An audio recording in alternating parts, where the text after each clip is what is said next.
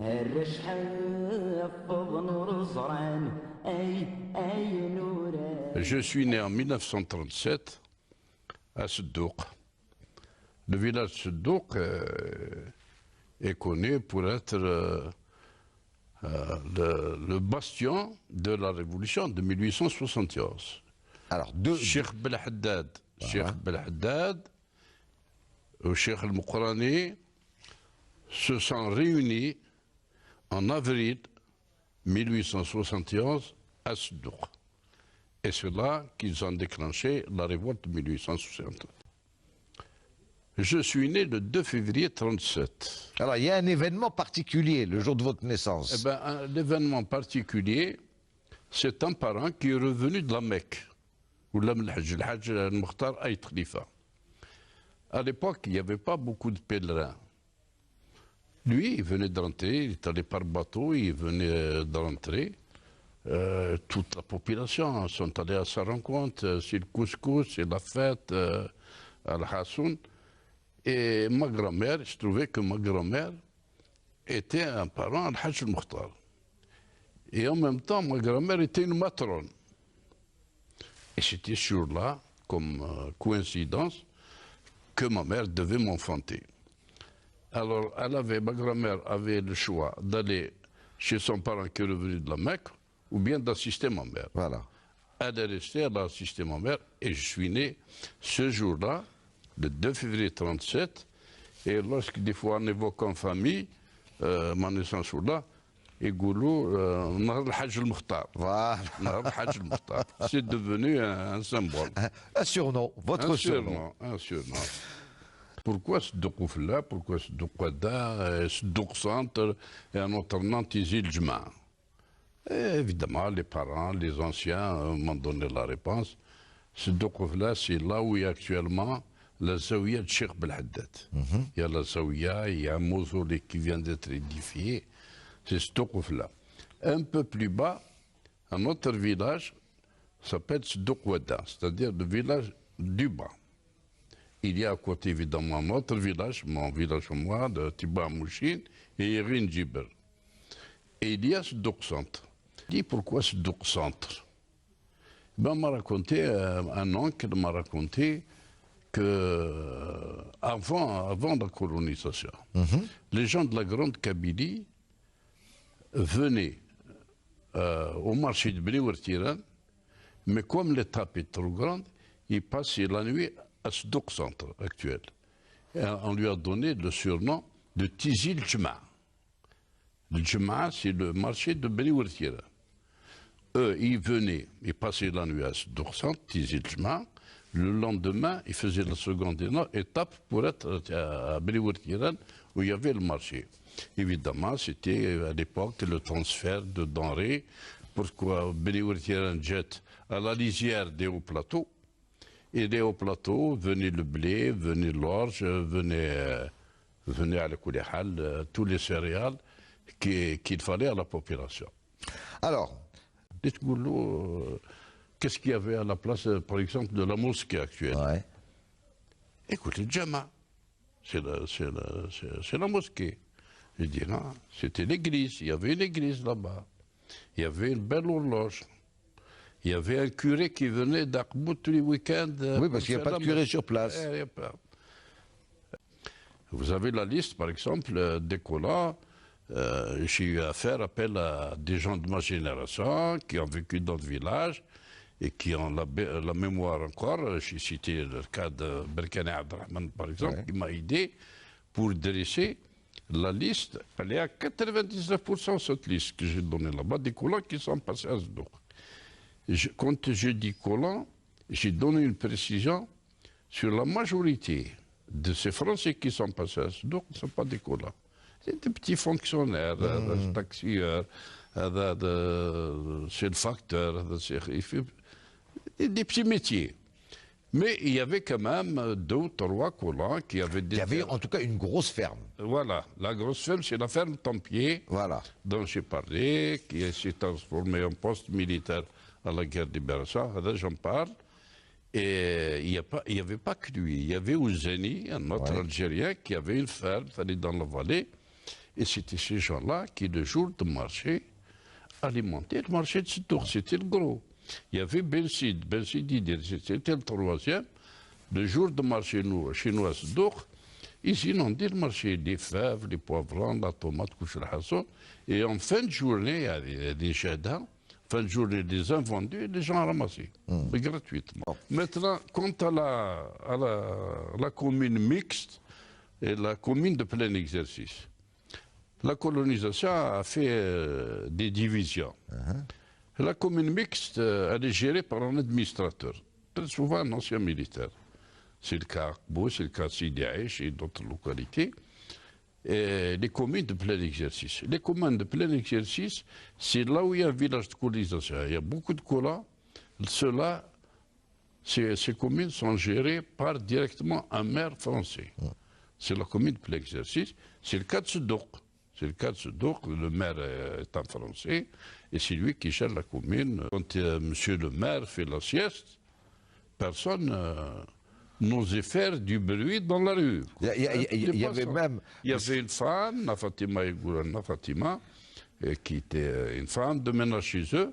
Qui vit au grain. Elle était devant la porte à midi sonnante et trébuchante. واحد يعقب في الزنقة تقول له اسكت اسكت monsieur Couper رقد. Monsieur Couper رقد, il ne faut pas le déranger. Vers 6 heures du soir, pendant les chaleurs, elle sortait une table dehors, elle arrosait, elle rassemblait tout devant de la maison, une table dehors, l'apéritif, les glaçons. On avait droit à l'eau chaude, et on compte en avait. Et au moins, devant la porte, souvent, il y a d'autres collants qui venaient lui tenir compagnie à sa table jusqu'à 11 heures, une heure tardive. Et on entendait la musique derrière quand on passe, on entendait la musique d'un poste Fédécrour TSF. Personne ne l'avait, aucun arabe Fédécrour, à ma connaissance, j'en parle, que bien plus tard que les gens sont mis à acheter des postes radio. Donc j'ai beaucoup parlé, Madame Marius. Ah, c'est un personnage, Madame Marius. C'est la française kabylisée. Non, mieux que ça, elle disait, mais moi je suis kabyle. Elle est partie en France après. Elle est revenue. Ses filles l'ont emmenée en France. Elle est revenue, moi je veux mourir à Seddouk, moi je suis kabyle. Et elle est morte à Seddouk. Elle est enterrée actuellement à Bougie. C'est une maîtresse femme. Hein. Ah, si tu veux. Elle parle mieux que nous, le kabyle. Et d'ailleurs, même justement parlant de la langue, j'ai dit que la majorité des Kabyles ne parlaient pas français à l'époque. L'inverse, les Français parlaient le kabyle. Pourquoi? Parce qu'ils employaient les Kabyles pour les besoins de leurs travaux. Et les Kabyles n'avaient pas d'école. Moi, j'ai été, là où j'étais, il y avait 2 classes. Et à Seddouk Centre, il y avait 2 classes. Donc, ce n'était pas donné à tout le monde d'aller apprendre le français. Bon, que l'Église disparaisse, c'est tout à fait normal. Les Français sont partis, ils ont retourné des locaux à la mairie de Seddouk. Mais à l'Église, il y avait une bonne montre. Il y avait le Big Ben.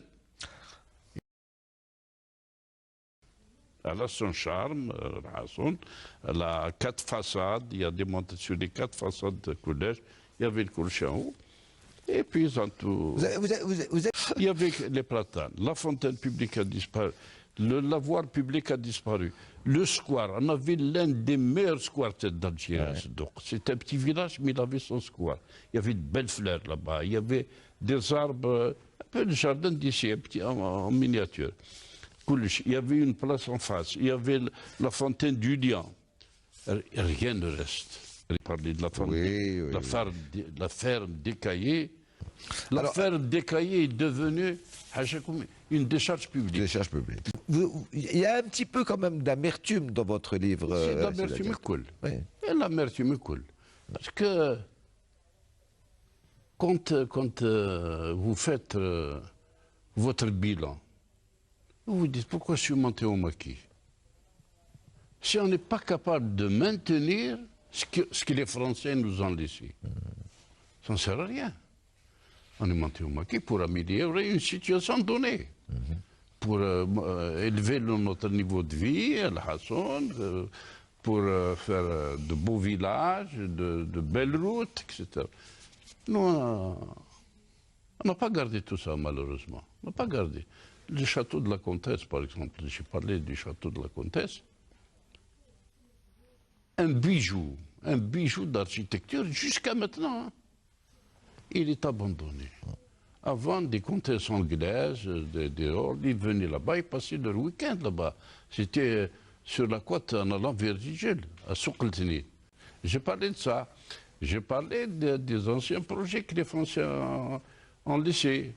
Les montres, comment on a, des téléphériques sur le Goureya, le mont Goureya, sur Cap Carbon, les navettes de bateaux sur Tichy, sur Melbou, sur l'autre côté de la mer, Boulimat, Seket, Zfour. Pourquoi tout ça? Et pourquoi il n'y aurait pas un trolley qui partirait de Bougie pour faire toute la côte? Pourquoi on ne planterait pas des palmiers? Pourquoi on ne ferait pas une route assez large? Les cimetières de Choueda sont abandonnés. Et j'en parle d'un cimetière franco-anglais qui est à Ouadrir. Et qui, lui, est très bien entretenu. Très bien entretenu. J'ai même donné la liste de ces soldats qui sont enterrés là-bas. Il y avait des Australiens, nationalités. Ceux qui avaient des souliers, c'est des enfants de Cheikh Haddad. Bel Haddad qui allait bien.